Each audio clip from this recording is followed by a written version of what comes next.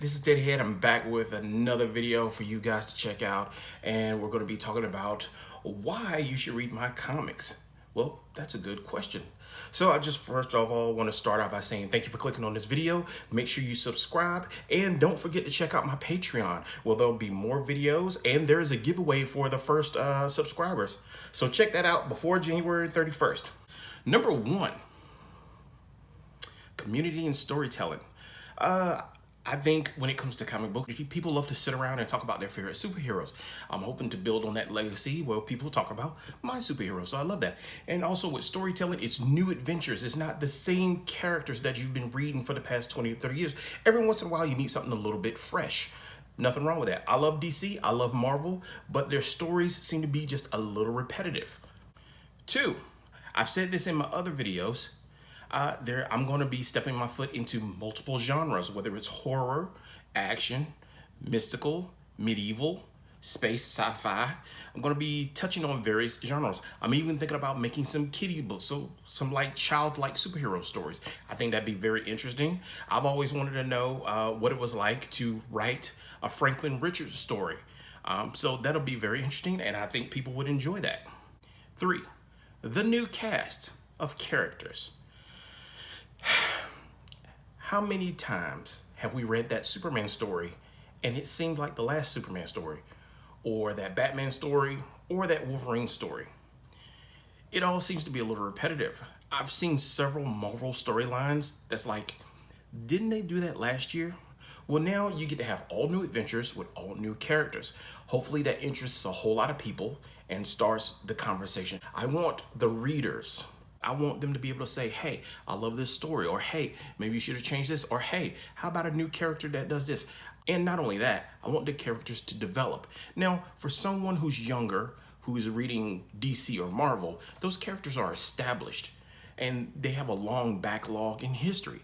But now, since you're watching these characters develop from new, you get to see how they develop into people, so to speak. And that may interest a lot of people. Four is world building.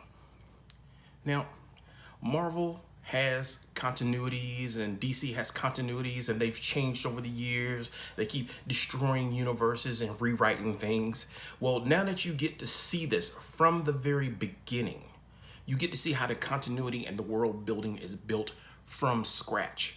There'll be no rewriting history and destroying universes. And although those may have seemed like interesting storylines in Marvel and DC, how many times do we have to watch DC or Marvel write themselves into a corner and then say, hey, why don't we just destroy the universe and start over new? That really worked out for the New 52, didn't it? So why go through that? Just start from scratch and watch a universe develop and build with all new characters. 5, a new perspective. Okay, so I'm writing most of this stuff myself, but I always am interested in the reader's comments, what the reader thinks, what kind of character the reader would like to see on the page. I want this book to be for everyone, by everyone. I want your ideas, I want your comments. I want to see this driven by the people, not just a bunch of people who sit behind a desk and write stories and say, oh, well, it's fine enough. Have somebody draw the pictures and then sell the comic book, knowing that it may or may not sell. I want these comic books in everyone's hands, knowing that they may have had something to do with the development of it. 6, fleshed out characters, and they're actually important. Did you know that Spider-Man has about 900 associated characters? Can you name 50 of them or 20 of them? You probably can't because they're not important. They're in one story and then they're not in the next story. I want every character to be important to everyone. I want a smaller number of characters that actually do things in these books, not show up for one story and then, oh, they just disappear. You don't see them again until the next volume. I want every character to be important. Now, there may be some small roles in it, but at least if there's someone in the story that's beneficial to the story that keeps showing up, you'll be interested in watching them. I think that's a valuable thing for most readers. Hey, what happened to my favorite character? Where are they now? What are they doing? Did they get their own book? 7, and this is a reiteration, but let's just face it. Everyone would like to see someone that represents them in comic books. Everyone should have a character that interests them. Some people like Superman, some people like Batman. Some people like Wolverine. Some people like Green Lantern Hal Jordan. Some people like John Stewart Green Lantern.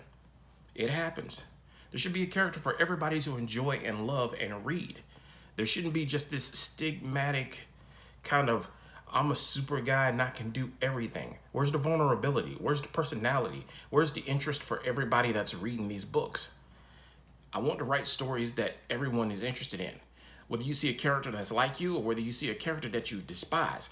I mean, even some of the bad guys in comic books are like not so likable. You should like the bad guys. You should like to read the bad guys. But in a lot of DC and Marvel stories, it just ain't happening. So I'm trying to change that. 8. 8 is just a reiteration of 7, so I'm going to kind of skip it. 9. There's a Superman. Yeah.